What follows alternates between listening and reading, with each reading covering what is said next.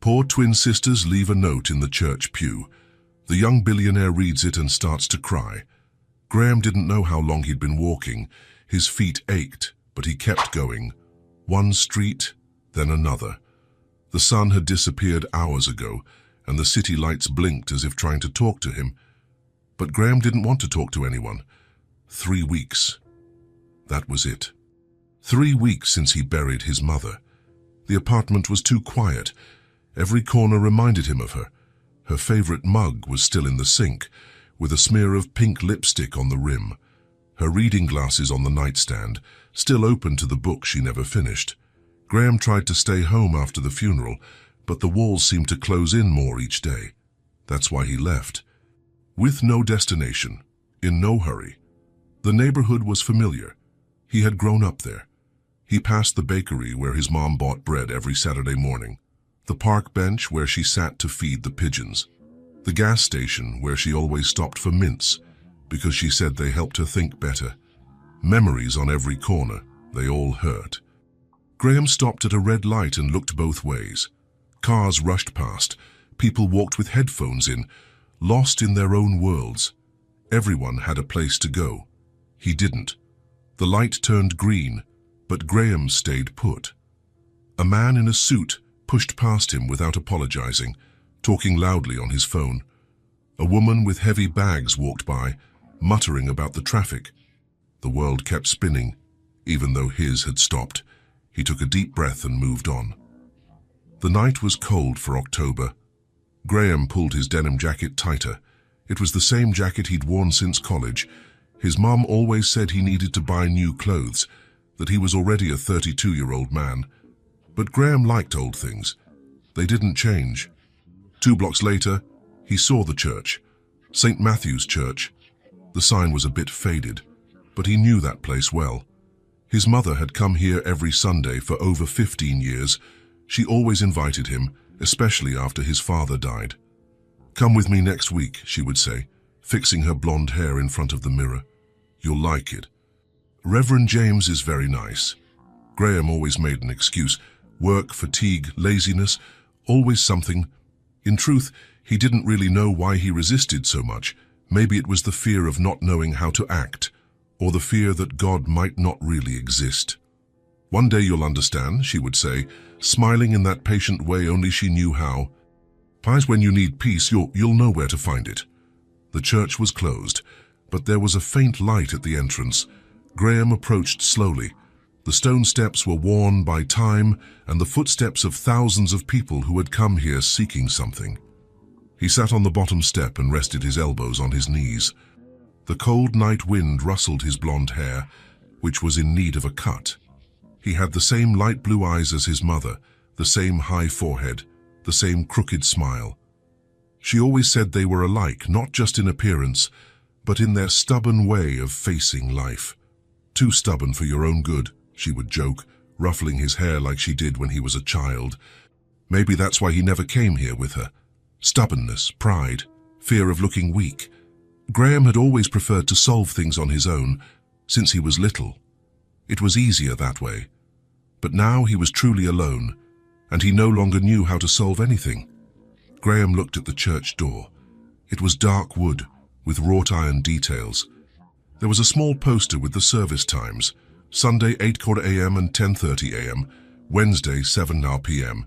His mother always went to the 8:00 a.m. Sunday service. "I like it when it's less crowded," she would explain. "I can talk to God without being rushed." Talk to God. Graham never knew how to do that, what to say, how to start. What if God wasn't listening?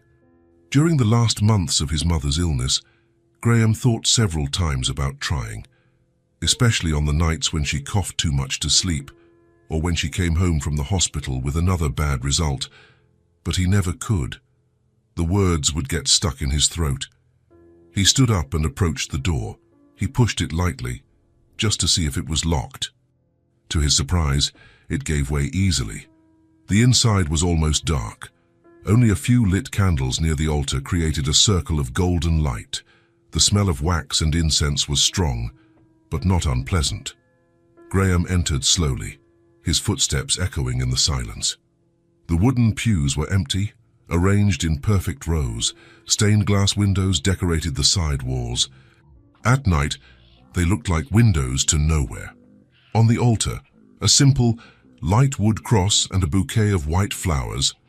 Graham walked to the middle of the church and stopped. He looked around, trying to imagine his mother there. Where did she sit? What did she think about during her prayers? What conversations did she have with God? He sat in one of the middle pews.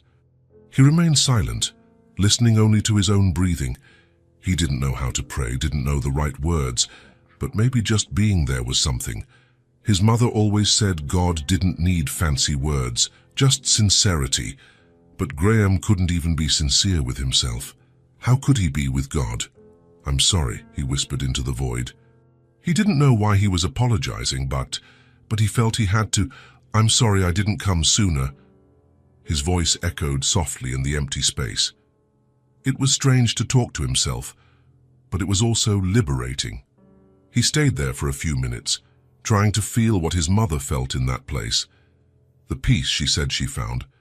Graham wanted to feel that too, but all he could feel was a huge emptiness. As he stood up to leave, something on the floor caught his attention. A small piece of paper, folded carefully. It was near the altar, half hidden behind one of the front pews. Graham hesitated. Was it right to pick it up? But curiosity was stronger.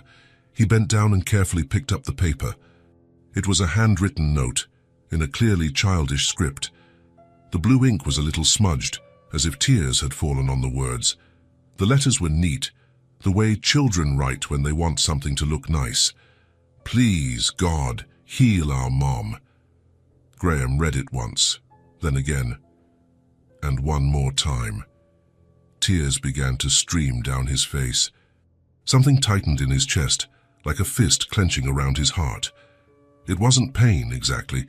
It was, recognition. As if those words were his, too. As if someone had written exactly what he had wanted to say, but never could. He carefully folded the paper and put it in his jacket pocket. He looked at the altars, at the cross, at the flickering candles. Someone had come here to ask for the same thing he wished he had asked for, but he was too late. His mother was already gone. And whoever wrote this, was there still time? The handwriting was a child's, that was obvious. Maybe two children, since it said, "Our mom." Siblings, probably. Graham imagined two little blonde kids writing that desperate plea with all the hope in the world. He left the church without making a sound, but the note continued to burn in his pocket the whole walk home. He couldn't stop thinking about those words. Who had written them? Where did they live? Why were they asking for their mom?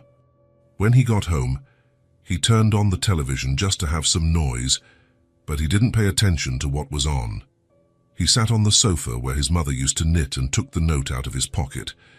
He read it again, paying attention to every detail. The handwriting was round, careful.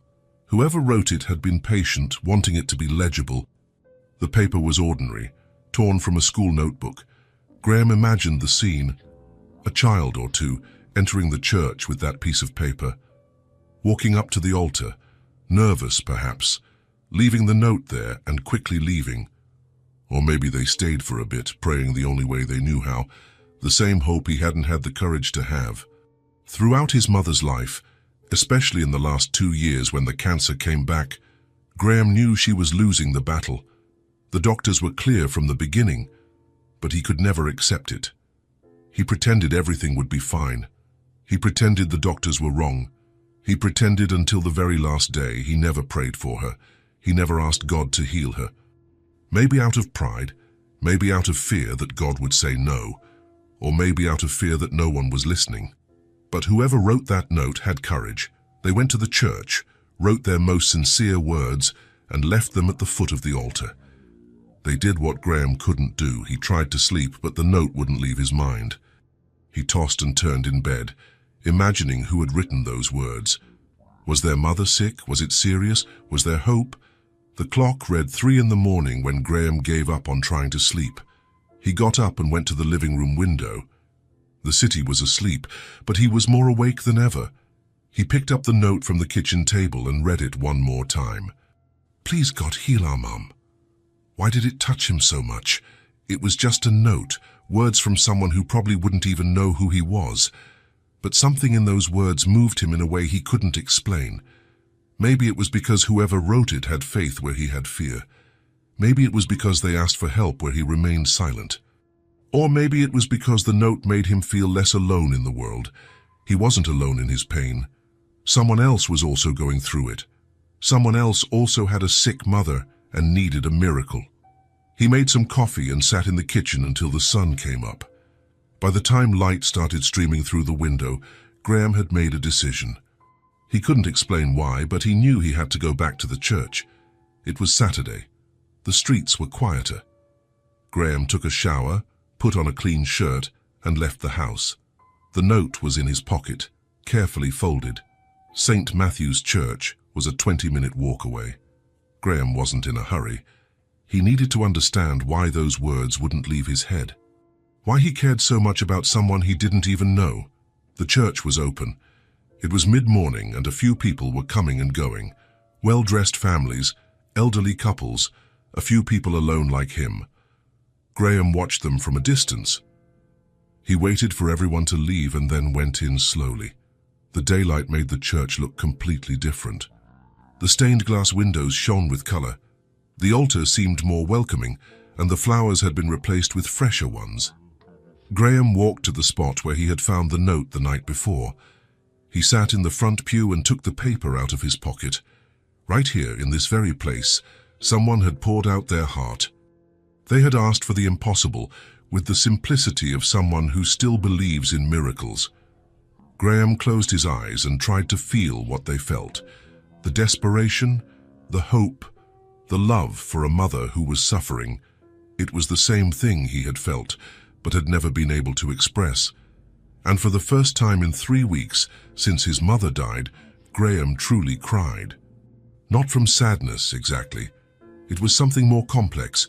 It was regret for what he hadn't done, admiration for brave children he didn't even know, and a strange desire to do something. He opened his eyes and looked at the cross on the altar. If God existed, if he really heard people's prayers, maybe it was time for Graham to start his own conversation. "I don't know if you're there," he whispered, his voice still hoarse from crying. "I don't know if you can hear me, but if you can, take care of whoever wrote this, and their mother too." He paused and took a deep breath. "I couldn't ask for my mum. I was scared, I was proud, but I'm asking for this family now. If you can help, please help." It was strange talking to himself in that place, but it was also liberating, as if he was finally doing something instead of just waiting for the pain to pass. He stayed there for a few more minutes, in silence. The note was still in his hands, but now it felt less like a burden and more like a purpose. When he left the church, Graham knew he would be back. He didn't know when or why, but he would return. Maybe to see if more notes appeared, maybe to try and find who had written that one, or maybe just to continue the conversation he had started. The note had touched something in him that he thought had died with his mother. Hope, perhaps, or the will to care about something beyond his own pain.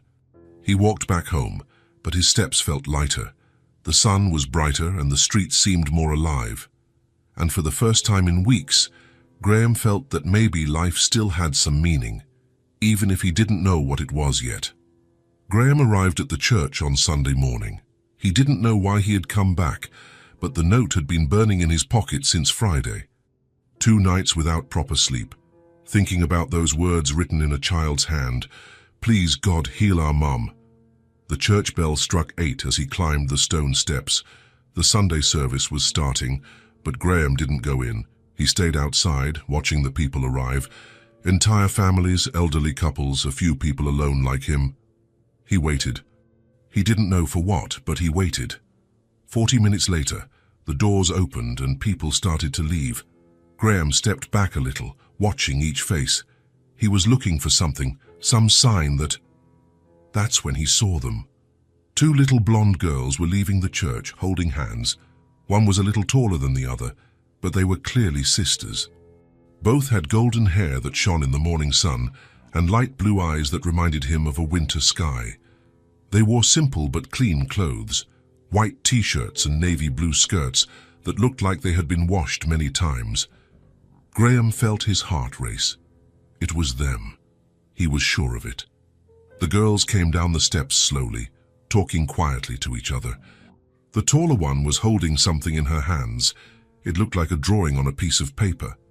The smaller one was holding a rag doll with frayed hair. Graham took a deep breath and approached them. "Excuse me," he said, trying to sound as non-threatening as possible. "Were you two in the church?" The girls stopped and looked at him. The older one, who must have been about 5, took a protective step forward. The smaller one hid behind her sister but peeked out with curiosity. "We were," said the older one. "Why?" Graham took the note out of his pocket and unfolded it carefully. He showed it to them. "Did you write this?" The two girls' blue eyes widened. The smaller one came out from behind her sister and pointed at the paper. "That's ours," she said, in a thin, sweet voice. "Where did you find it?" "Here at the church," Graham replied, crouching down to be at their level. "On Friday night.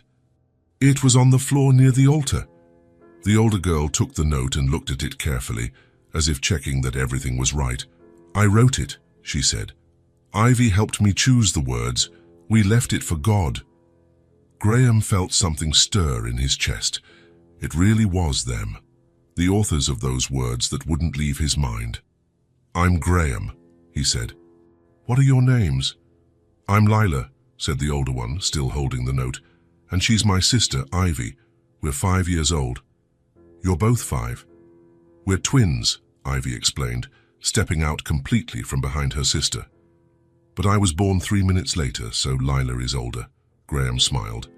It was the first real smile in weeks. "Is it about your mum?" he asked, pointing to the note. "What you wrote." Lila and Ivy looked at each other. There was a sadness in their eyes that didn't match their age. "Mommy is very, very sick," Lila said, her voice growing quiet. "She can't get out of bed anymore." "It's been many days since she got up," Ivy added, hugging her doll tighter. "That we've even forgotten how many." "And you're alone with her?" Graham asked, concerned. "It's just the 3 of us," Lila replied. "It's always been this way. Us, Mommy, and no one else." "Mommy worked at a laundromat," Ivy explained. "She washed clothes and earned money to buy us food. But she stopped going to work when she got sick," Lila continued. "First she was going slow, then she said she couldn't go anymore." Graham felt his stomach clench. 2 5-year-old children alone with a sick, jobless mother. How long has she been out of work? "About 2 weeks, Lila said, counting on her little fingers. "Maybe 3. "We don't remember exactly. And you're managing on your own." "We know how to do some things," Ivy said, trying to sound brave. "Lila learned how to make oatmeal and sandwiches. And Ivy knows how to make the bed and fold clothes," Lila added. "Mommy taught us before she got really bad. But now she barely talks anymore," Ivy said, her voice starting to tremble. "She just lies there, sleeping a lot. Sometimes we call her and she doesn't answer," Lila whispered. "That's why we got scared." Graham looked at the 2 little girls and felt an overwhelming urge to help. He didn't know how, but he knew he had to do something. "So is that why you came to the church?" "Mommy always says that when we have problems, we can talk to God," Lila explained. "She comes here every Sunday and says God listens." "But this time, Mommy couldn't come," Ivy said. "So we came by ourselves." "We wrote the note because we didn't really know how to ask," Lila continued. "Kai Mommy always prays with beautiful words, but we don't know those words. So we decided to write it our own way," Ivy added. Graham was impressed by their courage. "You came here alone. Isn't it far from home?" "We know the way," Lila said. "Mommy brought us many times and we always walked together. But it was the first time we came without Mommy," Ivy admitted. It was a little scary. Graham didn't know what to say. How could he explain that he'd found the note by chance? That he couldn't stop thinking about them? That he felt like he needed to help? "I lost my mom a little while ago," he said finally. "And when I found your note, I felt that maybe I could help in some way." Ivy took a step closer and looked right into Graham's blue eyes. "You seem nice," she said, "and you have the same eyes as us." "I think God sent you," Lila said suddenly. Graham blinked, surprised. "What do you mean?" "We asked God to help Mommy," Lila explained, "and now you showed up with our note. It can't be a coincidence." "Mommy says sometimes it's not a coincidence," Ivy added. "Sometimes it's God arranging things." Graham was speechless for a moment. The simple faith of these two little girls was something he had never seen before. "Do you want to take me to meet your mom?" he asked. "Can you help her?" Lila asked, but this time there was desperation in her voice. "I can try," Graham answered. "I can't promise anything, but I can try." The two looked at each other again, communicating with their eyes as only twin sisters can. Then Lila nodded. "Let's go," she said. "But you need to know. She's very sick." Graham walked alongside the two girls through the neighborhood streets. Along the way, they shared more details about how it all started. "At first, Mommy was just very tired," Lila explained. "She'd get home from work and go straight to bed. Then she started saying everything hurt," Ivy continued. "To her back and her head, her legs. Then she missed one day of work, then 2 days, then a whole week," Lila recounted. "Her boss called to ask, but she said she couldn't go. And now it's been many days since she's left the bed," Ivy said sadly. "We bring her food, but she barely eats. Yesterday she tried to get up to go to the bathroom and almost fell," Lila said, holding Graham's hand tightly. "We had to help her. And she's always really hot," Ivy added, "but she shivers a lot too." Graham felt a knot in his stomach. This sounded very serious. "So do you have food at home?" "There's still a little bit," Lila said, "but it's running out. We don't know what to do when it's gone." "Mommy always took care of those things," Ivy explained. "We just helped." "This is it," Lila said, stopping in front of a small red brick house. The house had a small porch with 2 white plastic chairs. The front yard was neglected, with tall grass and some dry plants. It didn't look abandoned, but rather like there was no energy left to take care of it. "Mommy!" Ivy called softly, opening the front door. "We're back!" There was no answer. Graham hesitated at the door. Was it right to enter the home of people he didn't know? But Lila pulled him by the hand. "Si, come on," she whispered. "Mommy's in the bedroom. She sleeps a lot now." The house inside was small but had once been cozy. A simple living room with a blue fabric sofa and an old television. The kitchen next to it, with a small table and 2 high chairs for the girls. But Graham could see clear signs that things were not right. Dirty dishes in the sink, clothes scattered about, medicine everywhere, half-empty glasses of water abandoned in various places. "Mommy," Lila called softly, knocking lightly on the bedroom door. "There's a visitor here." A faint sound came from inside the room. It was almost a moan. "She's awake," Ivy whispered to Graham. "But sometimes she can't talk right." Lila slowly opened the door. What Graham saw made him hold his breath. The woman in the bed was clearly very ill. She had the same blonde hair as the girls, but now it was matted with sweat on her forehead. The same light blue eyes, but they were glazed and unfocused. She was covered with several blankets, but was still shivering. Her face was as pale as paper, with dry, chapped lips. "Mommy," Lila whispered, approaching the bed. "This is Graham. He found our note." The woman tried to focus her eyes on Graham. When she managed, she moved her lips, but almost no sound came out. Marianne," she managed to whisper. Graham approached slowly. He could see she was making a huge effort just to try to speak. "Hello, Marianne," he said softly. "I'm Graham. Your daughters brought me here." Marianne tried to move in the bed, but only managed a weak motion, her eyes filled with tears. The girls," she managed to say, each word an effort. "They're okay," Graham said quickly. "They are very brave." Marianne closed her eyes for a moment, as if speaking was draining all her energy. When she opened them again, she looked at her daughters. "I'm sorry," she whispered. "No, Mommy," Lila said, holding her mother's weak hand. "You didn't do anything wrong. We're taking care of you," Ivy added, approaching the other side of the bed. Graham watched the scene and felt his heart ache. The situation was much more serious than he had imagined. Marianne clearly had a high fever and was extremely weak.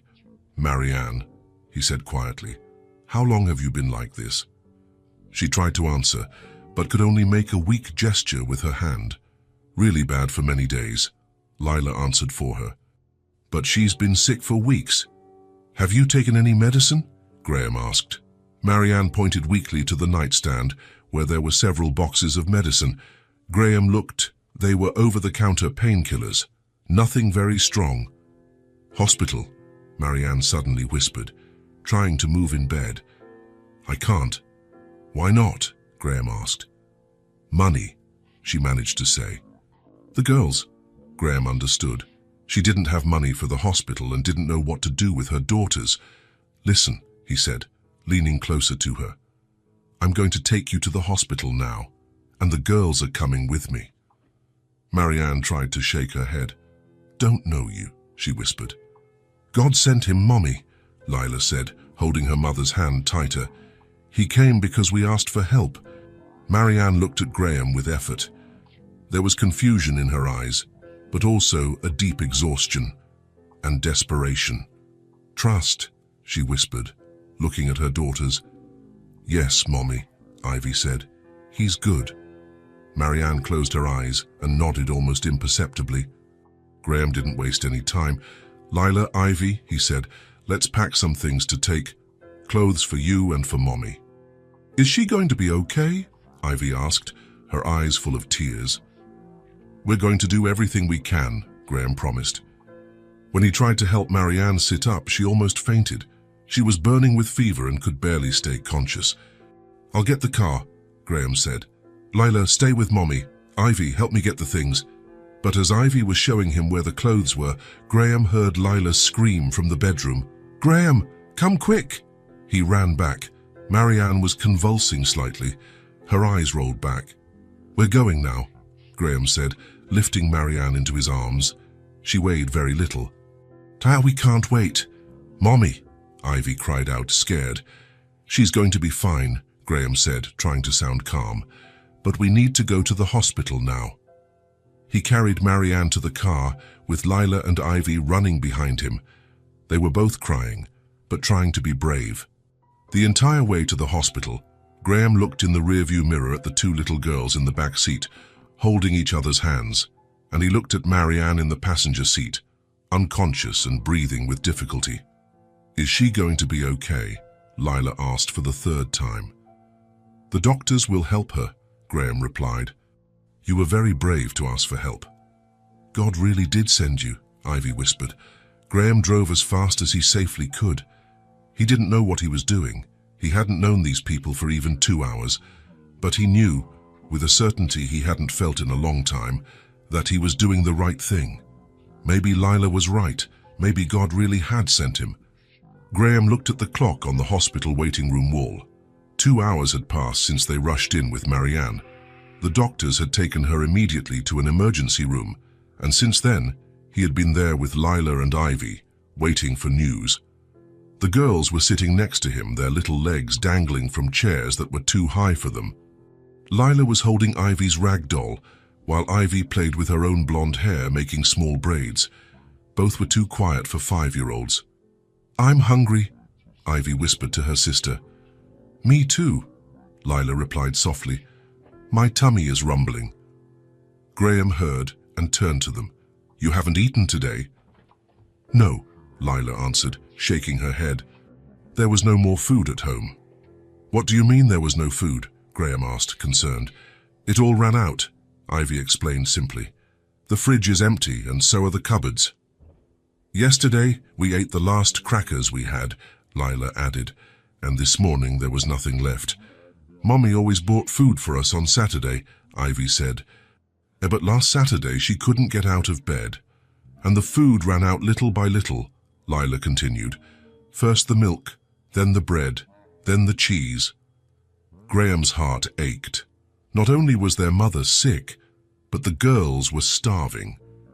You haven't eaten anything since yesterday. Just the crackers, Lila confirmed. And today we didn't even drink much water because we were worried about Mommy. How about we go get some lunch? Graham suggested. There's a diner nearby. The doctors said they'll still be a while examining your mom. Lila looked worriedly at the emergency room door. What if Mommy wakes up and we're not here? I'll talk to the nurse, Graham said. I'll leave my number and ask them to call us if there's any news. Graham got up and went to the information desk. He spoke briefly with a nurse, who wrote down his cell phone number and promised to call if there was any change in Marianne's condition. All set, he said, returning to the girls. Now we can go get something to eat. The diner was across the street. It was a simple place, with blue formica tables and red plastic chairs, the kind of place families with kids would go. Graham chose a table by the window, where they could see the hospital entrance. Can I order whatever I want? Ivy asked, looking at the menu with wide eyes. Of course, Graham replied. What do you like to eat? I love burgers, Ivy said, excited for the first time all day. With fries, but Mommy only bought them sometimes. Then let's have burgers with fries, Graham decided. And juice. What flavor do you like? Orange, they both said at the same time and laughed. It was good to see them smile. Graham placed the order and returned to the table. The girls were talking quietly, pointing to the hospital across the street. Are you worried about your mom? He asked, sitting down. A lot, Lila answered honestly. She's never been this sick before. Mommy is very strong, Ivy added. Ivy. And she always takes care of us, even when she's tired. How long have you been without food at home? A few days, Lila thought. We lost count. Maybe a week. At first, there were still some things, Ivy explained, but it ran out and Mommy couldn't go out to buy more. We didn't know what to do, Lila said. We've never been without food before. The waiter brought the orange juices. The girls drank them eagerly as if they were truly thirsty. And it's just the three of you at home? Graham asked carefully. The girls looked at each other. Yes, Lila replied. It's always been this way. Since we were born? Ivy added. Mommy says that when we left the hospital as babies, we went straight home, just the three of us. And your father? Graham asked gently. Lila stopped drinking and looked at him. We don't have a dad, she said simply. We never have, Ivy added. Mommy says some families are different. Ours is Mommy, Lila, and Ivy. That's it. You never asked about him. We have, Lila admitted, when we were little and saw other kids with dads. And what did your mum say? That she loved us so much it was like two parents in one person, Ivy answered. And that God made our family special like this. Graham was impressed with Marianne's wisdom in explaining the situation to two young children. And you never missed having one? Sometimes, Lila confessed, when we saw other families at the park or at school. But Mommy always does mom things and dad things, Ivy said. She plays ball with us, teaches us how to fix things, and also does our hair. And she's the best at all of those things, Lila added with pride. The waiter brought the burgers. They were too big for the girls, but they attacked them with real hunger. Graham watched them eat eagerly and realized just how hungry they really were. This is delicious, Ivy said, with sauce on the corner of her mouth. It's the first real food we've had in days, Lila said, chewing slowly as if she wanted to savor every bite. Why didn't you ask for help sooner? Mommy always tells us not to bother anyone, Ivy said, and we didn't know how to get food by ourselves. We've never been to the grocery store without Mommy, Lila added, and we didn't know how much things cost. So we decided to ask God, Ivy continued. Mommy always says that when we don't know what to do, we can talk to God. And it worked, Lila said, looking at Graham. You showed up. Graham felt something stir in his chest.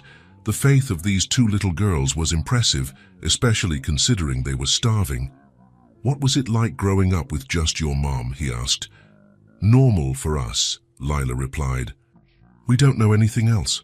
Mommy works a lot, Ivy said. She leaves early in the morning and comes back in the afternoon. but she always plays with us before bed.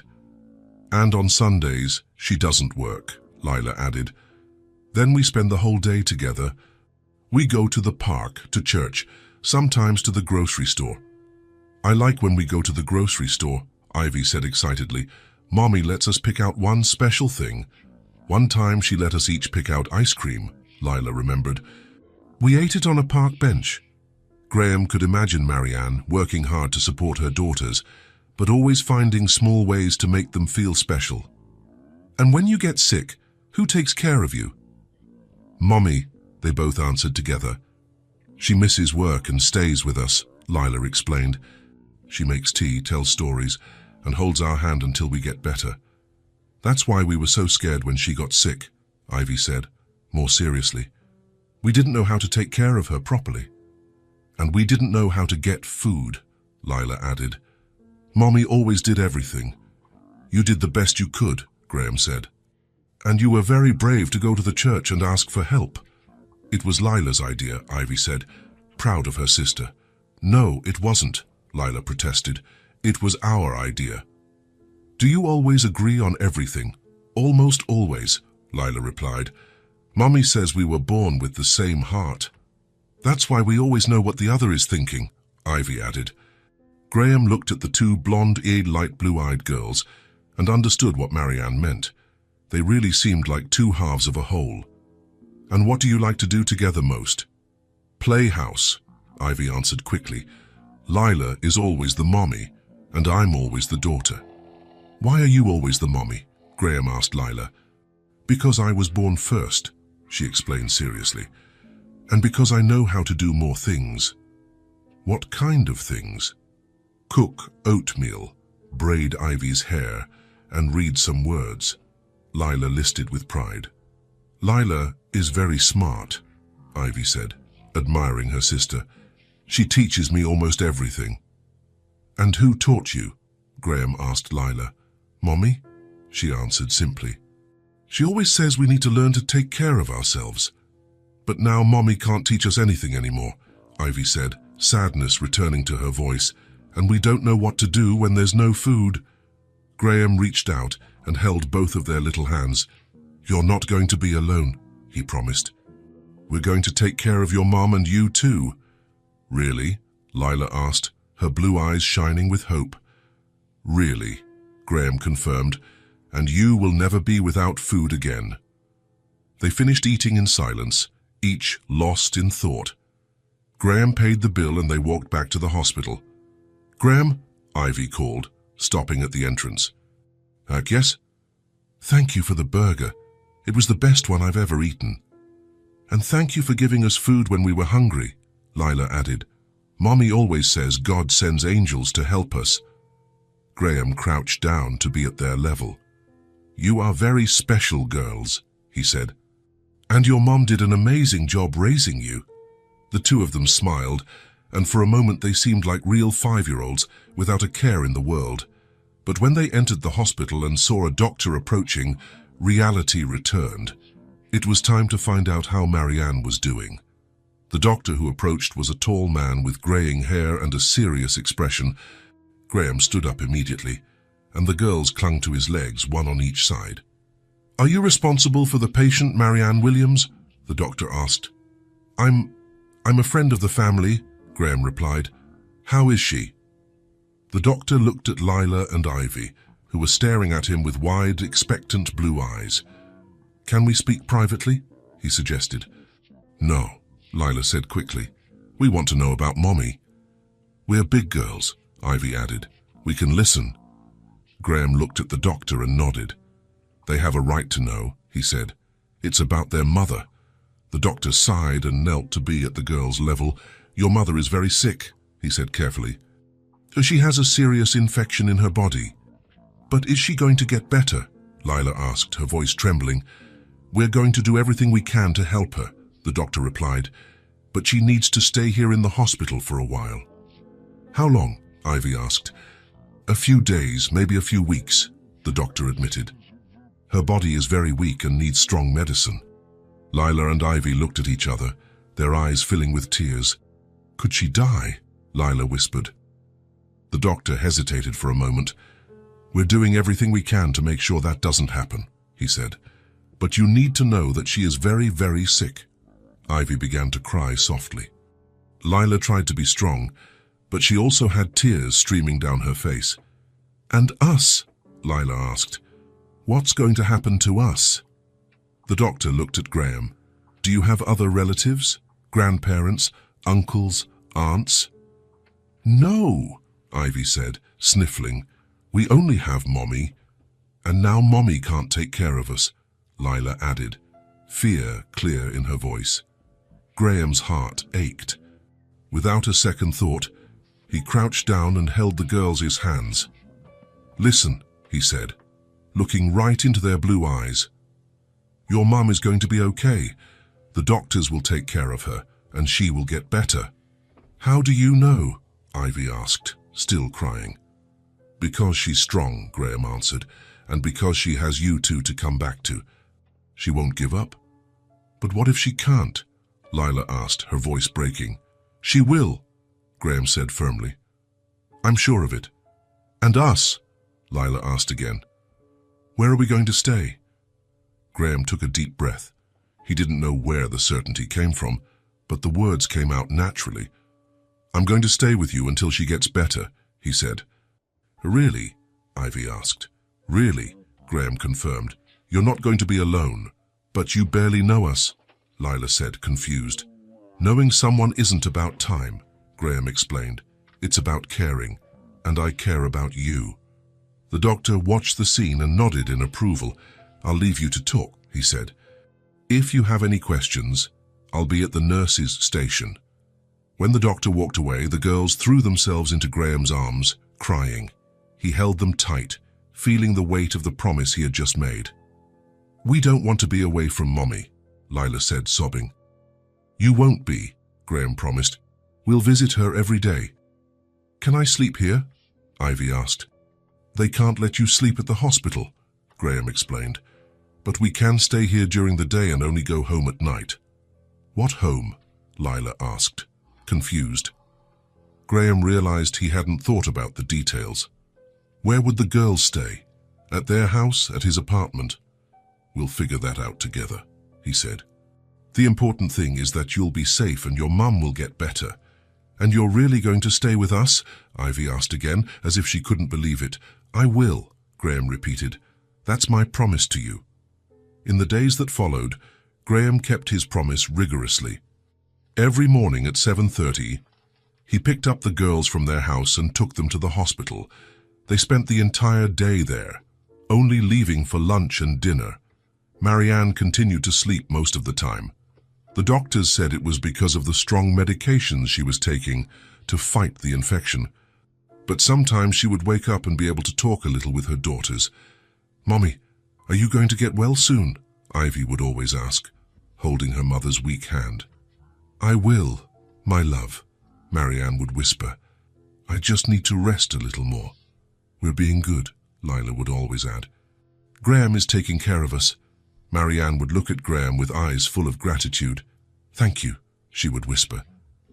Graham watched these conversations and saw how much Marianne fought to seem strong in front of her daughters, even though she was clearly very weak. To distract Lila and Ivy during the long hours of waiting, Graham bought paper, colored pencils, modeling clay, and some coloring books. They spent hours drawing in the waiting room, creating colorful stories and characters. "Let's make a drawing for Mommy," Ivy suggested on the second day. "Good idea," Lila agreed. "What should we draw?" "A family," Ivy said. "Me, you, Mommy, and Graham." "I don't know how to draw people," Lila admitted. "I'll teach you," Graham offered. "My mom taught me when I was little." They spent the whole morning making the drawing. Graham showed them how to make simple stick figures, with circles for heads and lines for bodies. The girls laughed when their first drawings came out crooked. "Mine looks like an alien," Ivy said, laughing. "Mine looks like it's dancing," Lila added. By the third day, they were more confident with their drawings. "Look what we made," Ivy said, showing a piece of paper to Graham. It was a strange figure, with thin arms and legs, but a huge head and a giant heart in its chest, colored bright red. "How interesting," Graham said, smiling. "Who is it?" "It's you," Lila said proudly. "Me?" Graham asked him, surprised. "Yes," Ivy confirmed. "We made the head big because you're very smart." "You know a lot of things," Lila explained. "Like how to get to the hospital, how to order food at a restaurant, how to read signs. And the big heart because you're very good," Ivy added. "It's so there's more room for kindness," she explained seriously. Graham looked at the drawing and felt something stir in his chest. No one had ever drawn him before, and certainly no one had ever depicted him with a big heart. "So this is our new friend," Lila said, pointing to the figure on the paper. "He's going to take care of us when Mommy can't," Ivy added. "And when he gets sad, we'll take care of him too," Lila said. Graham had to blink back tears. In less than a week, these two little girls had completely changed his life. "Can I keep the drawing?" he asked. "Of course," they both said together. "We made it for you." "Let's make a frame," Ivy suggested. "How?" Lila asked. "With glitter," Ivy said excitedly. Graham laughed. "We don't have any glitter here." "Then let's do it with flowers," Lila decided. "Flowers around the drawing." They spent another hour drawing small, colorful flowers around the figure. Graham folded the paper carefully and put it in his wallet. It was the first gift he had received in a long time. During their lunches at the diner, the girls told stories about their lives, how their mom sang to them to help them sleep, how they played in their small backyard, how they helped their mom fold clothes on weekends. "Mommy always says we're a team," Lila recounted. "Her, me, and Ivy." "And now you're part of the team too," Ivy said to Graham. "What do you mean?" Graham asked. "You help us, we help you," Lila explained. "That's what being a team is." Graham smiled. He was part of a team. There was something deeply comforting in that. On the fourth day, while Marianne slept, the girls were drawing again. Graham watched, impressed by their concentration. Lila was drawing a house with many colorful windows, and Ivy was drawing giant flowers around it. "Graham?" Lila called suddenly, without looking up from the paper. "Yes, why did you go to the church that night?" The question caught Graham by surprise. He stopped reading the magazine he had picked up and looked at her. "Why do you want to know?" "Just curious," Lila said. "Mommy always says people go to church for different reasons." "What kind of reasons?" Graham asked. "Are you to give thanks, to ask for help, to talk to God?" Ivy listed. "Or just to find peace?" Graham thought for a moment. How could he explain grief, loneliness, and the desperate search for something to believe in to two 5-year-old girls? "My mum used to go to church every Sunday," he said finally. "That's the same church where you left the note?" "Your mum went to our church?" Ivy asked, excited. "She did. For many, many years," Graham confirmed. "And did you go with her?" Lila asked. Graham shook his head. "No.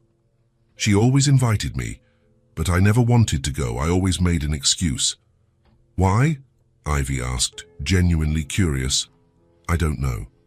I think I was scared," Graham admitted. "Or lazy, or both." "Scared of what?" Lila asked. "Of not knowing what to do there, of not being able to talk to God right," Graham explained. "But talking to God is easy," Ivy said. "You just talk like we're talking now." "Is it?" Graham asked. "Mommy taught us," Lila explained. "God likes it when we talk the way we know how." "And now your mum doesn't go to church anymore?" Ivy asked. Graham took a deep breath. "My mum died a few weeks ago," he said softly. Both girls stopped drawing and looked at him with wide eyes. "Did she go to heaven?" Ivy asked. "I think so," Graham replied. "That's sad," Lila said. "You must miss her a lot." "I do," Graham confirmed. "I miss her very much." "Is that why you went to the church?" Ivy asked. Graham nodded. "I was feeling very alone, and I remembered my mom always said that when I needed peace, I would know where to find it." "And did you find peace there?" Lila asked. "I found you," Graham said, smiling. "And you brought me a peace I wasn't expecting." "What do you mean?" Ivy asked. "Taking care of you made me remember that there are still good things in the world," Graham explained. Ivy dropped her colored pencil and went to Graham, climbing into his lap. "You're not alone anymore," she said, hugging his neck. "Now you have us," Lila added, coming closer as well. Graham hugged them and felt that their words were true. He wasn't alone anymore, and in some strange and wonderful way, taking care of them was helping to heal his own pain. "Thank you," he whispered. "For what?" Ivy asked. "For letting me be part of your team," Graham explained. "We should be thanking you," Lila said. "So you showed up when we needed you most. Like an angel," Ivy added. "Or like an answer to our prayer," Lila said. Graham looked at the two blonde, light blue-eyed girls and wondered who was helping whom. He had gone to church seeking peace and had found a purpose. He had lost one family and gained another. "Graham," Ivy called. "Yes?" "When Mommy gets better, will you still be our friend?" The question was simple, but loaded with both hope and fear. "Forever," Graham promised, "if you'll have me." "We will," the two said together. "A lot," Lila added. "Can you be like our stand-in dad?" Ivy asked. The question caught Graham off guard. He looked at her, then at Lila. "You want that? We never had a dad," Lila explained.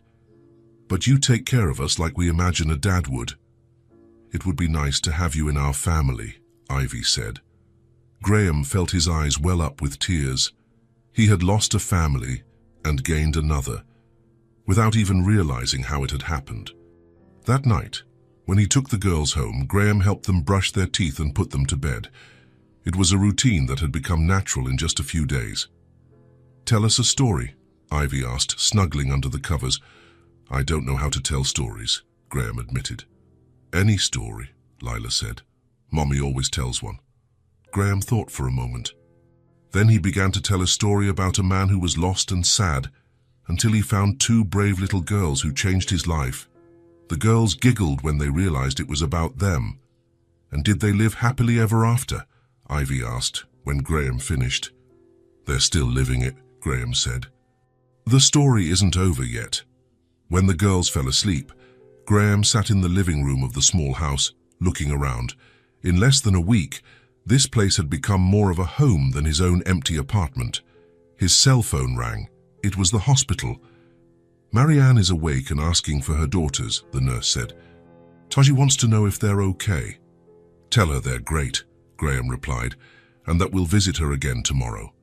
"She also asked me to thank you," the nurse added. "She said you're an angel." Graham hung up the phone and smiled. An angel. It was the second time someone had called him that in a week. Maybe Lila was right. Maybe God really had sent him. Or maybe God had sent the girls to him. In the end, it didn't matter.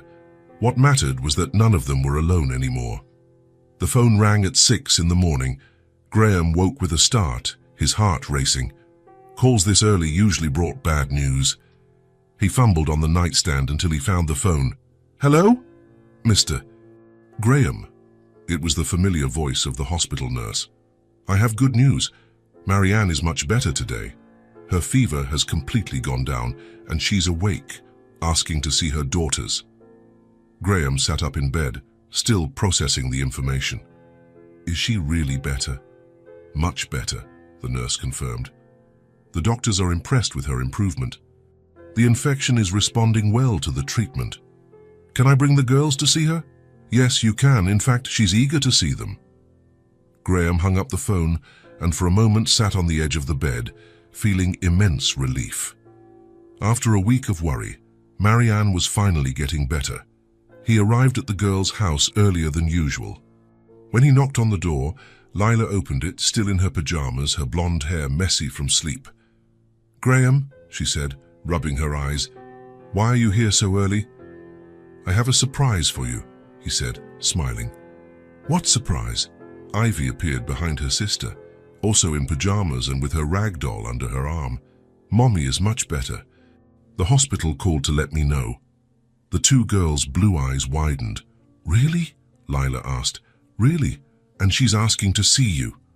The girls screamed with joy and hugged each other, jumping around the living room. "Mommy's better. Mommy's better." Ivy sang. "Let's get ready quick," Lila said, already running to the bedroom. Graham laughed, watching their excitement.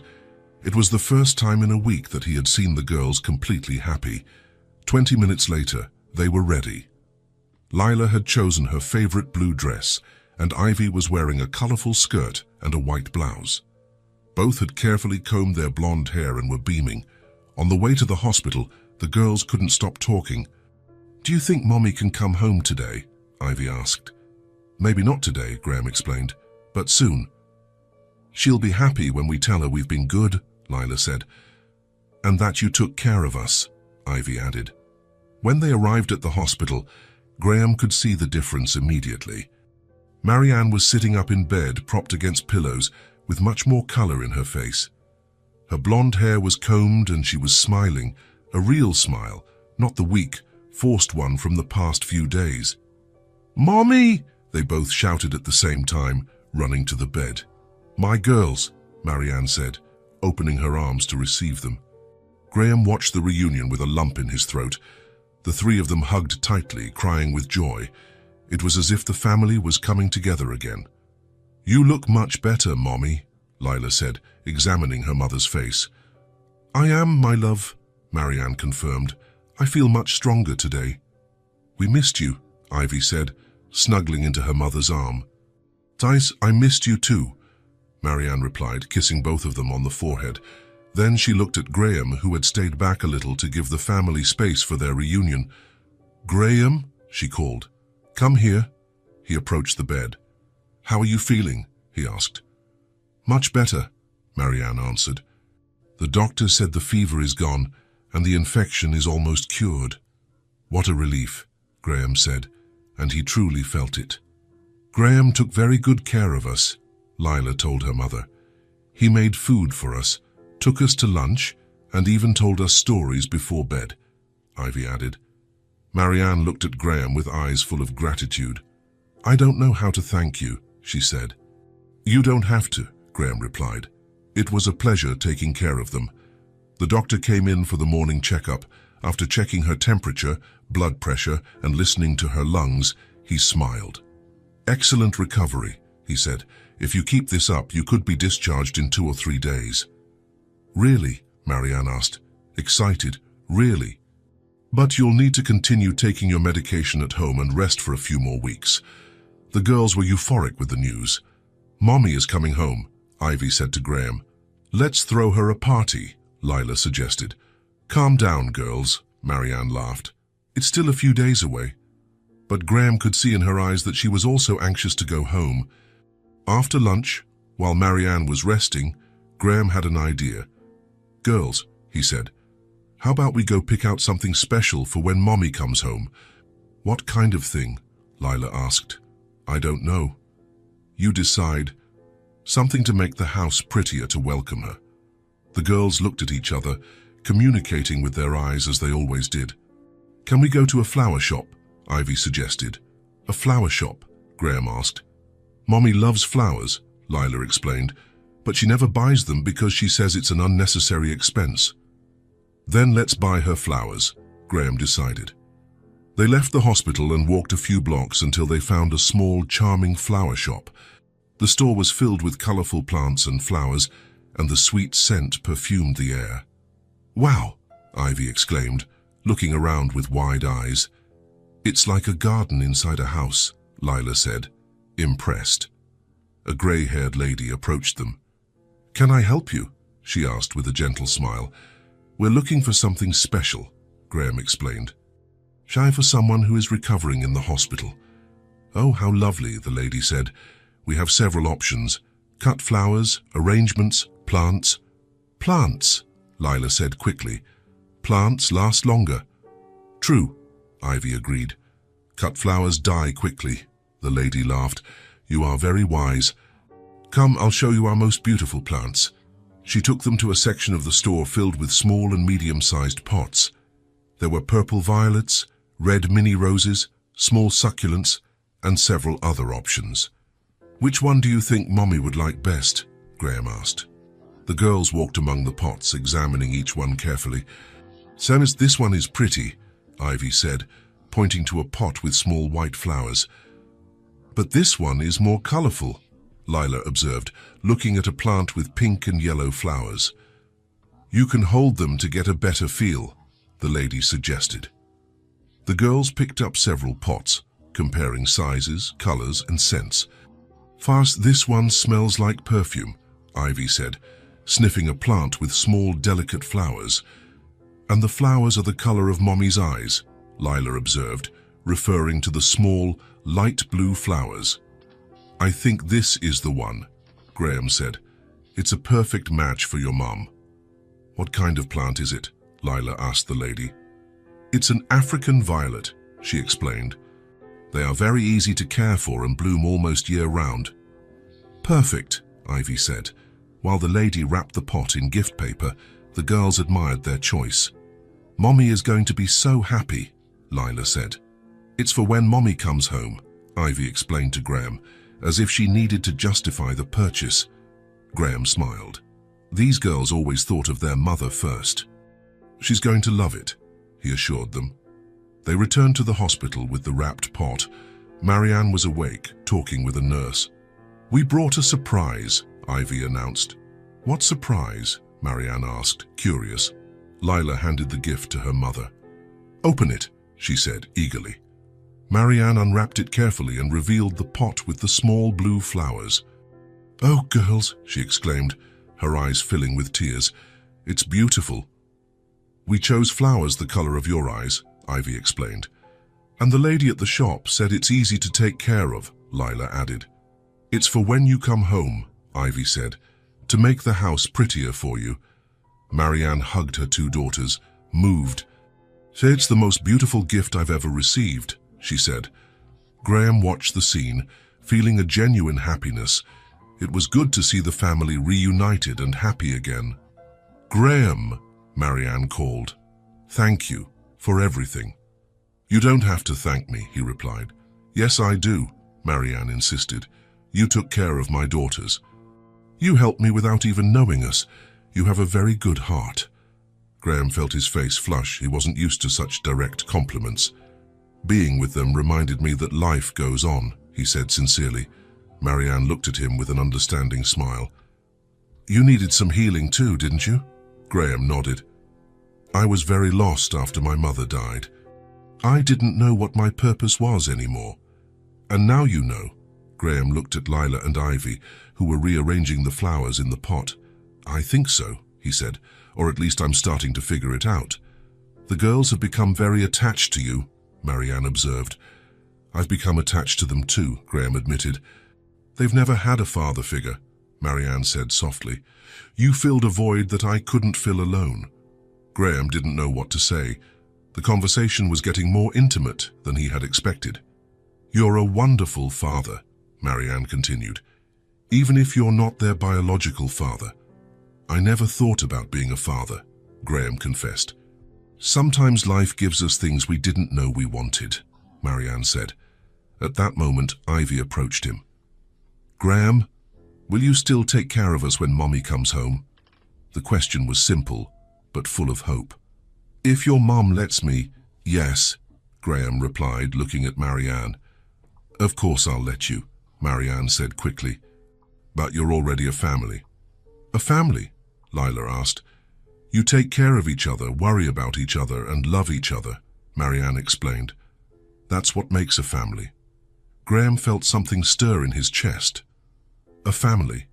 He had lost his and gained a new one, without even realizing how it happened. So, you're going to live with us? Ivy asked Graham. I don't know, Graham laughed. Let's see how things unfold. But you'll keep coming to visit us, Lila asked. Every day, if you want me to, Graham promised. We want you to, the two said together. The rest of the afternoon passed quickly. Marianne was visibly stronger, able to stay awake for longer and talk normally. The doctors came by again and confirmed she would be discharged in 2 days. When I get out of here, we're going to have a special dinner, Marianne said, to celebrate and to thank Graham. Can you make that chicken we like? Ivy asked. Of course, Marianne laughed. And dessert too. I'll help cook, Lila offered. And I'll set the table, Ivy added. Graham watched their planning and felt more at home than he had in months. When they left the hospital at the end of the afternoon, the girls were beaming. "Mommy is almost better," Lila said in the car. "And soon she'll be home," Ivy added. "And we'll be a real family," Lila said, looking at Graham in the rearview mirror. Graham smiled. A real family. That sounded good. It sounded like home. That night, after putting the girls to bed, Graham sat in the small living room of the house, looking around. Soon, Marianne would be back, and life would return to normal. But what was normal now? He had entered their lives by chance, but now he knew he didn't want to leave. He had found something he didn't know he was looking for, a family to call his own. The pot with the blue flowers was on the kitchen table, waiting for Marianne's return. It was a symbol of a new beginning, of hope, of life continuing. And Graham finally understood what his mother meant when she talked about finding peace. The peace wasn't in the empty church on that cold night. It was here, in this small house, with two girls sleeping in the next room and a woman recovering in the hospital, waiting to come home. Life really did go on, and he was ready to live it. Graham woke up on Saturday knowing exactly what he needed to do. Marianne would be discharged on Monday, and the small red brick house needed to be perfect to welcome her. "Girls," he said when he arrived to pick them up, "today we're going to get the house ready for Mommy." "What do you mean, get it ready?" Lila asked, curious. "We're going to make everything clean and tidy," Graham explained. "And we're going to fill the pantry with yummy food. Mommy will be so happy," Ivy said, clapping her hands. They started in the living room. Graham looked around and saw what a week of absence had left behind. Scattered magazines, misplaced cushions, a thin layer of dust on the furniture. "Lila, can you help me arrange the cushions on the sofa?" he asked. "Of course," she replied, excited to have an important task. While Lila arranged the blue cushions on the sofa, Graham wiped down the furniture with a damp cloth. Ivy was in charge of putting away the toys scattered on the floor. "Look how nice it's getting," Ivy said, admiring the tidy room. Graham smiled. There was something comforting about taking care of this space. Every piece of furniture he cleaned, every object he put in its right place, was a gesture of affection for the family he had grown to love. "Now for the kitchen," he announced. The kitchen needed the most attention. The sink was full of dishes that had accumulated over the last few days, and the small table was covered with papers and various objects. "Can you dry the dishes while I wash?" Graham asked. "I can," Lila said, grabbing a dish towel. "I want to help too," Ivy protested. "You can organize the papers on the table," Graham suggested. "Separate what's important from what can be thrown away." As he washed the dishes, Graham watched the girls work. Lila dried each plate carefully, as if it was something precious. Ivy made small piles of papers focused on her task. "Graham," Lila said suddenly, "why are you doing all this?" He stopped washing and looked at her. "Because you're important to me," he answered simply. "But it's a lot of work," Ivy observed. "It's not work when you do it with love," Graham explained, returning to the dishes. When they finished the kitchen, it was unrecognizable. The sink was empty, the table was clean, the cupboards were organized. Graham mopped the floor and opened the window to let in fresh air. "It smells clean," Lila commented. "Now for Mommy's room," Graham said. Marianne's room was exactly as she had left it on the morning she was taken to the hospital. The bed was unmade, clothes were on a chair, medications were scattered on the nightstand. Graham started by changing the bed linens. He chose the prettiest sheet set he could find in the closet, a light blue set with small white flowers. "Mommy loves that one," Ivy said, seeing the sheets. "She always says it's the softest." While Graham made the bed, Lila organized the medications into a small basket. Ivy folded the clothes on the chair and put them away in the closet. "Should we put the flower here on the nightstand?" Lila suggested. "Good idea," Graham agreed. They brought the pot with the African violet from the hospital and placed it beside the bed. The small blue flowers added a special touch to the room. "Now for your room," Graham said. The girls' room was tidier, but they wanted to organize everything anyway. Ivy arranged her collection of dolls. While Lila straightened the books on the small shelf, Graham changed the sheets on both beds and opened the curtains to let in more light. The room became cheerful and cozy. "It's perfect," Ivy said, twirling in the middle of the room. "Mommy's going to love it," Lila added. After organizing all the rooms, it was time for the most important part, filling the pantry. "Let's go to the grocery store," Graham announced. At the store, they went down each aisle carefully. Graham made sure to buy everything Marianne and the girls liked. "Mommy likes this cheese here," Lila said, pointing to a specific kind. "And this is our favorite yogurt," Ivy added. Graham put everything in the cart. Fresh fruits, vegetables, meats, bread, milk, eggs, everything a family needed for a few weeks. Can I pick a treat for Mommy?" Ivy asked. "Of course," Graham said. "Pick out something special." The girls chose a dark chocolate bar, Marianne's favorite. When they got back home, Graham organized everything in the pantry and refrigerator. Every item had its proper place. Fruits in the fruit bowl, vegetables in the fridge drawer, dry goods in the cupboards. "Wow, it's full of food," Lila exclaimed, looking at the refrigerator. "Mommy won't have to worry about shopping for a while," Graham explained.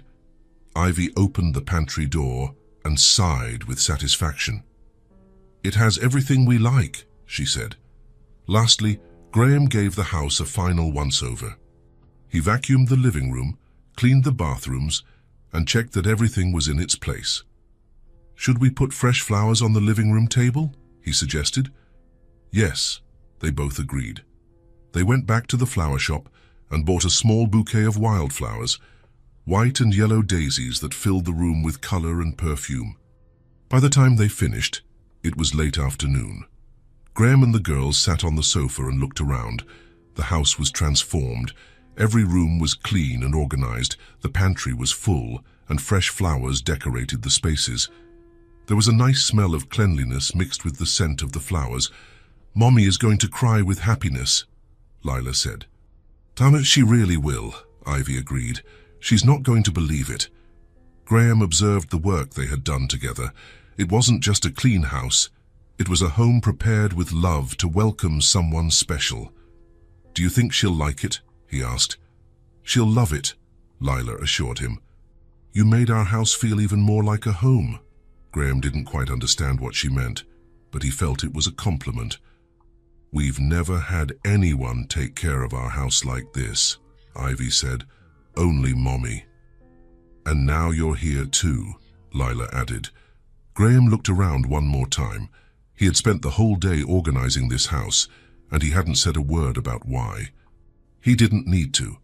The love was in every gesture, in every detail taken care of with affection. When Marianne came home on Monday, she would find more than a clean house. She would find a home prepared by people who cared about her. "Shall we have dinner?" Graham asked. "Let's," the girls replied together. They went to the kitchen, which now sparkled, and Graham prepared a simple dinner with the fresh ingredients he had bought. As they cooked, the house filled with another good smell, the smell of a home-cooked meal being prepared with care. It was the smell of life returning to that house. Marianne came home on Monday afternoon after being discharged from the hospital. When she opened the door to the small red brick house, she paused for a moment in the entryway, looking around in complete surprise. "Wow," she whispered, placing a hand on her chest. The living room was impeccable. The furniture gleamed, the cushions on the blue sofa were perfectly arranged, and the fresh daisies on the table filled the room with color and perfume. The smell of clean mixed with flowers gave the house a completely refreshed feel. "Do you like it, Mommy?" Ivy asked, running to her and holding her hand anxiously. It's perfect," Marianne replied, her eyes filling with tears. "I can't believe it. Graham helped us make everything nice for you," Lila explained proudly. "He organized all the rooms and filled the pantry with food," Ivy added. Marianne walked through the house slowly, as if rediscovering her own home. She touched the living room furniture, went into the kitchen, and opened the fridge, sighing when she saw so much fresh food. When she opened the pantry, her eyes widened. There was enough food for weeks. "He didn't have to do all this," she said, moved. He said he did it with love, Lila recounted. Marianne went to her own room and found the bed made with her favorite sheets, the blue ones with little white flowers. On the nightstand, the African violet they had chosen together was perfectly positioned. Graham had stayed back during her exploration of the house, watching her every reaction. "Thank you," she said finally, approaching him, "from the bottom of my heart." "It was my pleasure," Graham replied. "You deserve to come back to a cozy home." In the following days, Marianne recovered with impressive speed. The rosy color returned to her cheeks, and she could stand for long periods without getting tired.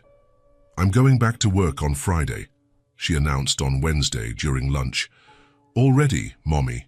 Lila asked, concerned.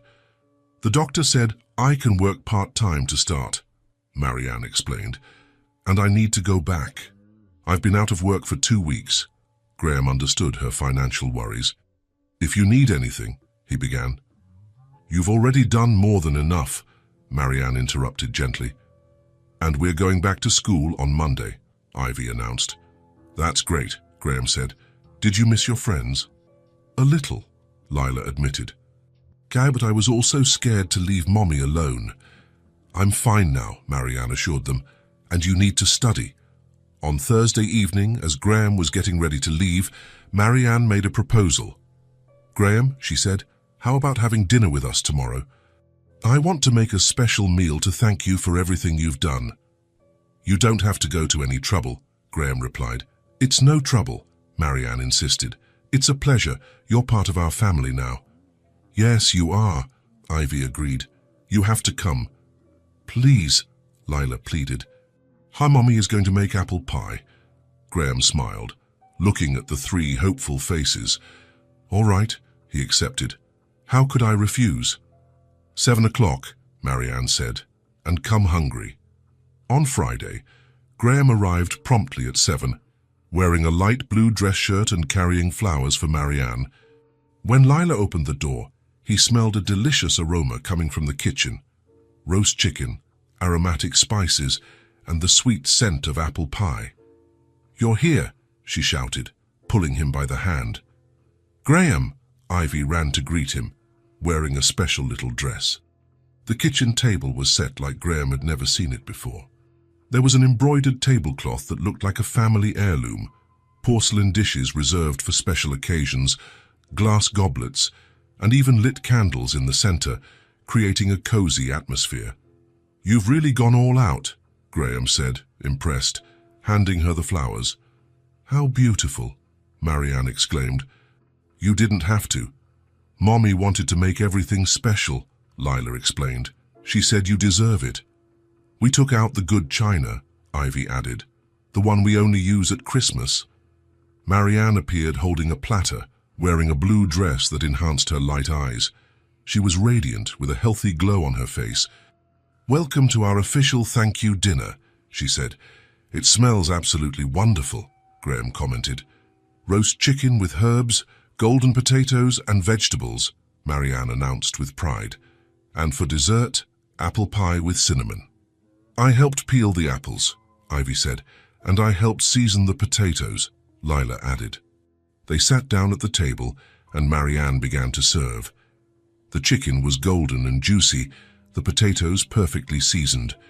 It was a simple meal, but made with so much care that it felt like a banquet. "This is absolutely delicious," Graham said after the first bite. "Mommy is the best cook in the world," Ivy said. "Where did you learn to cook like this?" Graham asked. My mother taught me," Marianne replied. "She always said that food made with love feeds more than just the body. It feeds the soul too." During dinner, they talked about everything. The girls told stories about the school friends they missed. Marianne talked about her gradual return to work. Graham listened, participated, and felt completely at home. "Graham," Marianne said as they were finishing the main course, "I never really asked about your family. You said you lost your mother, but I'd like to know more." Graham stopped eating and was quiet for a moment. "You can tell us," Ivy encouraged. "We understand about people who go to heaven." Graham smiled, touched by the girl's sensitivity. "My mother died 2 months ago," he said slowly. From cancer. She fought for a long time. That must have been very hard, Marianne said softly. It was, Graham admitted. Especially since it was just the two of us. My father died when I was a teenager. Just like us, Lila observed. But the other way around. Graham nodded. After she died, I felt completely lost, he continued. I didn't know what my purpose in life was anymore. And now you know, Marianne asked. Graham looked at her, then at Lila and Ivy. I lost my mum and thought everything was over, he said slowly. But being with you has made me see that life goes on. The silence that followed was heavy with emotion. Marianne had tears in her eyes. You saved our family, she said quietly. You saved me too, Graham replied.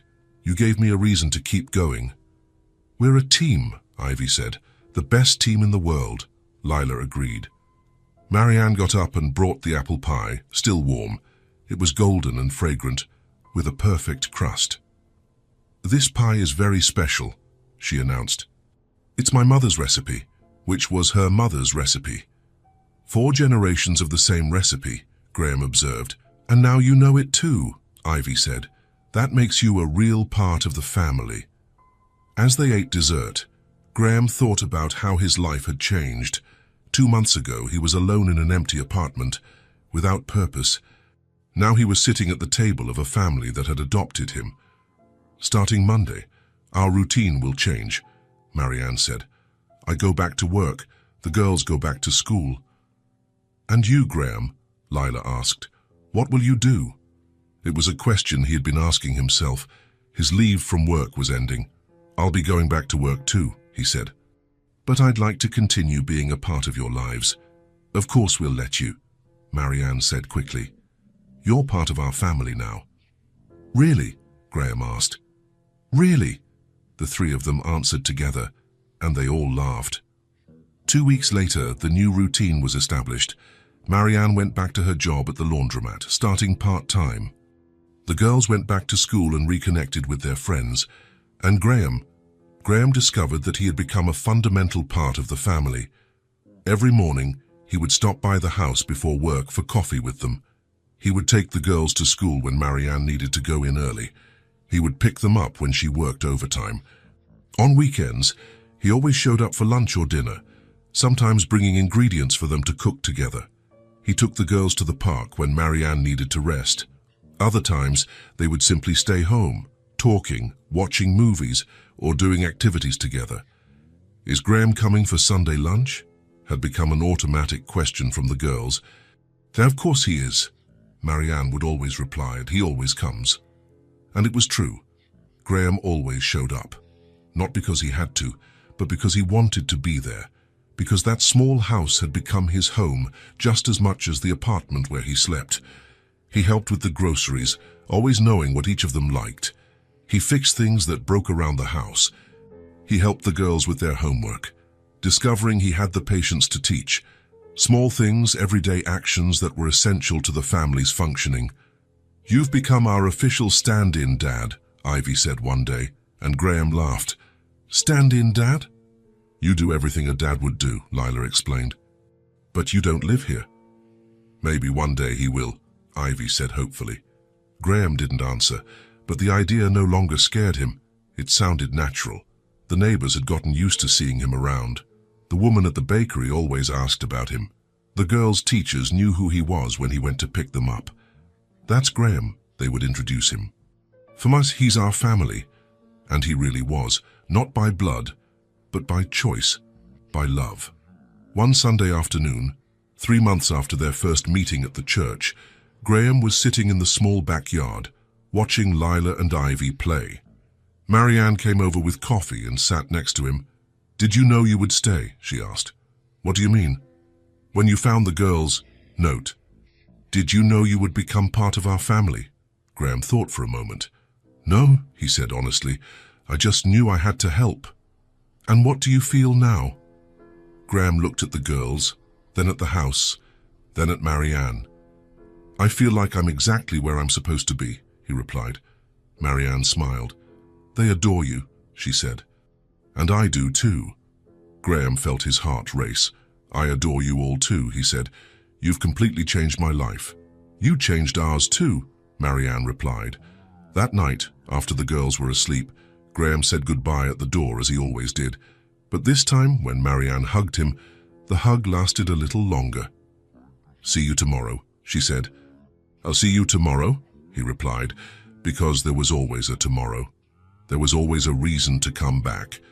Graham had entered their lives in silence, on a cold October night, carrying the pain of loss and the loneliness of someone who no longer knew how to live. He made no noise, announced no intentions, promised nothing, but he stayed. He stayed for love. And now he was part of that family as if he had always belonged, as if God really had sent him that night to heal two wounds at once, his and theirs. Life really did go on, and he was living it to the fullest, surrounded by people he loved and who loved him back. He arrived in silence. He stayed for love.